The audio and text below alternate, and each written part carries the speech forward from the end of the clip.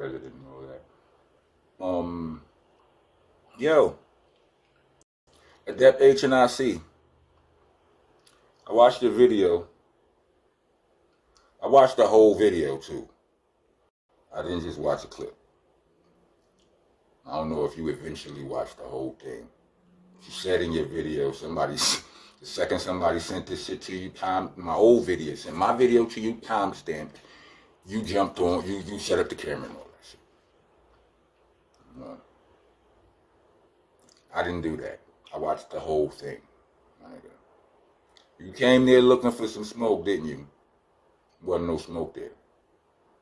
Right? No smoke. It's not what I'm about.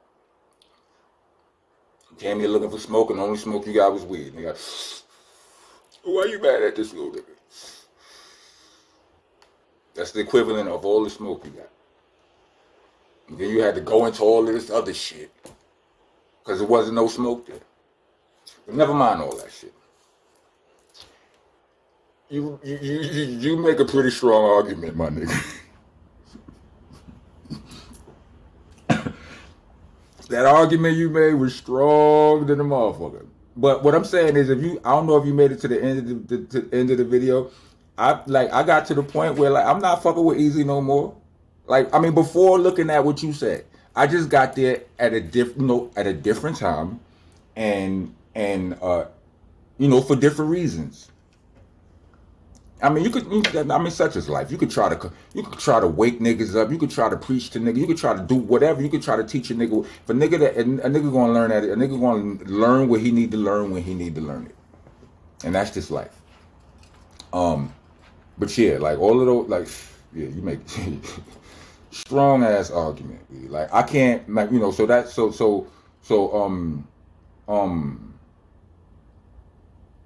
know, so let me, to answer your question, nah, I don't condone none of that. But I didn't know all of that. You know what I'm saying? Yeah, I'm tapped into battle rap, but understand, I'm new as shit to blogging. You understand what I'm saying? Ever since URL all they battles been on the fucking app, I ain't been seeing all that shit. Who had? I don't got that. I don't need another app on my phone. Nah. You understand what I'm saying? Ain't that serious to me. I get on my phone and talk shit about anything I feel passionate about. I seen the culture going crazy. I found myself having conversations about this Remy shit, this Remy Pap Eazy shit, whatever. I found myself having conversations. Even before that happened, I was talking about Eazy because I was having conversations about the whole URL shit with all of that. All of the politics in battle rap. Those conversations were becoming prevalent in my personal life. So whenever I find myself talking about something passionately, I say maybe I could blog about this shit. You understand what I'm saying? And I started talking, but as far as all those accusations that you said are confirmed, nah, nigga, I'm not. Ain't none of that shit on the table of what I'm picking from and making my judgment for. You understand what I'm saying? If I ain't got, I'm with you, man. You understand what I'm saying? I don't want to come on here talking, you know what I'm saying, saying no more than what I need to say. I actually made a video before this one, and it was too long and shit. I said, fuck, I'm doing this shit over and shit, right? But let me answer let me answer another one of your questions. Heltah Skeltah, our first album came out in '96. It's called Nocturnal. That's the album cover that you was referencing. That whole concept came from my brain, brother. Mine. I don't know if you noticed that. I don't know if you know that the name of the album is Nocturnal, but that is what drove the whole artwork. I came up with the term nocturnal because at that time in my life, we was outside at nighttime. All the time. Niggas was sleeping all day, running the streets at night. And it sounded cool. So we just played and built off of that. That's a nocturnal. If you look at the back cover of that album, there's an owl there. And both of the eyes is me and Sean P. You know what I mean? Because bats are said to be wise. You know what I mean? And we had a hook on the album on a song called Proud, called We See in the Dark Like an Owl. Daytimes use the plot schemes for the night crowd. Out to eliminate those who live foul. Daytimes use the plot schemes for the night crowd. So we was on our, you understand what I'm saying? We was on we was on a certain type of vibe. We was definitely not with the evil. You know what I'm saying? We was definitely warriors for the righteous. You understand? Boot Camp Clique as a whole, we had righteous undertones. Now, Heltah Skeltah was, I will admit, we were the two most ignorant of the folds, but there still were those righteous. When I say ignorant, I mean like in a wild, you know what I'm saying? In a thugged out way. You understand what I'm saying? Like, but there was still all righteous undertones because we all had knowledge of self. You know what I mean? The term Heltah Skeltah, all of that Charles Manson shit. Let me first of all, let me just give you our perspective. Before all of that Charles Manson shit, Heltah Skeltah meant utter confusion, and that sounded hard, and it sounded hard, right? So, but what Heltah Skeltah also meant to Charles Manson, since you brought that up, is Heltah Skeltah was the name, in Charles Manson's mind, Heltah Skeltah was what he called, the name he gave the war in which black people would defeat white people.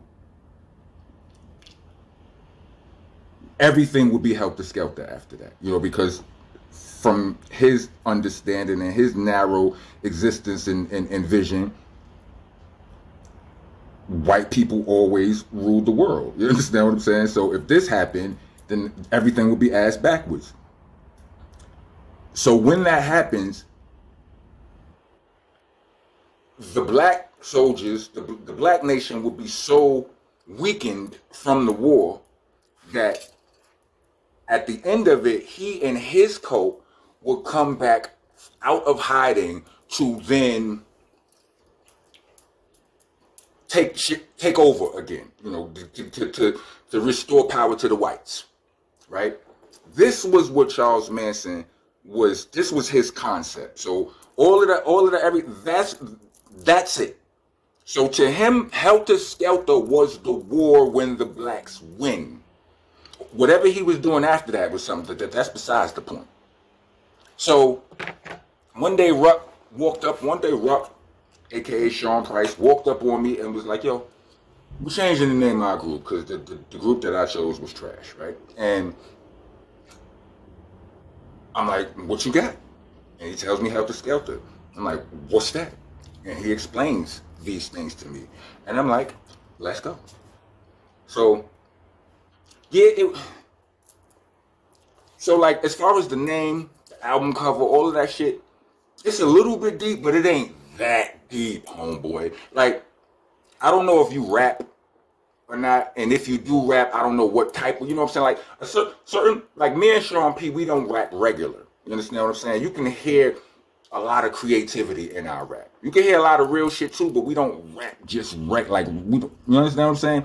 So, creative minds, you know, niggas who don't rap regular don't think regular either. Like, you understand what I'm saying? Like, that Heltah Skeltah artwork is a piece of, like that shit, the album cover is a piece of art.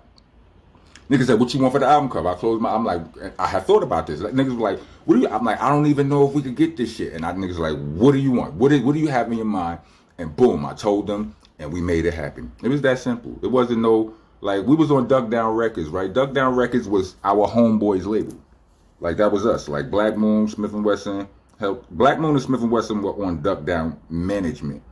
Duck Down Management turned into a label to Heltah Skeltah and OGCs. You said you don't listen. You're not that familiar with all this, so let me just give you understand what I'm saying. Duck Down was started by Buckshot and Drew High. Drew High was a damn near intern at Nervous Records, which was where Black Moon and Smith & Wesson were signed, right? When Black Moon left Nervous, he took Drew High with him, and they created Duck Down Management, right? And Duck Down Management grew into Duck Down Records. When they got their, Duck Down got a distribution deal with Priority Records. Heltah Skeltah came out with that album that you were speaking about. That album cover. I promise you, it came from my brain. The reason for the colors red and green, those were simply me and Ruck's favorite colors. It is literally that simple, my boy. Like no bullshit. I would not lie to you. Here's the thing. I promise you, if you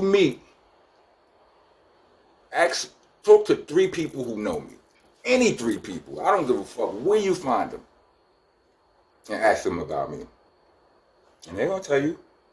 They're gonna tell you who I like. People who know me, like they're gonna tell you who I am and what I stand for, and I ain't like I'm confident with that, my nigga. Like, you know what I'm saying. So, like I said, I'm sure you realize I wasn't hating on you and all that. So I still stand on that. You know what I mean? I understand how you. I understand how you got to where you got to. Like you said, nigga sent you the video timestamp and you was already. You understand what I'm saying? But I'm sure by the end of the video, you see that it wasn't even nothing. You understand what I'm saying? You know, but it's just like I asked you a question, and you answered that question, and boy, did you answer that question, and I think I'm on your side. I'm just saying, yeah. But as far as all the other things, you know, here's what it is. See, me, I stumbled across your video on my own. Ain't nobody send it to me, right? I looked at that video.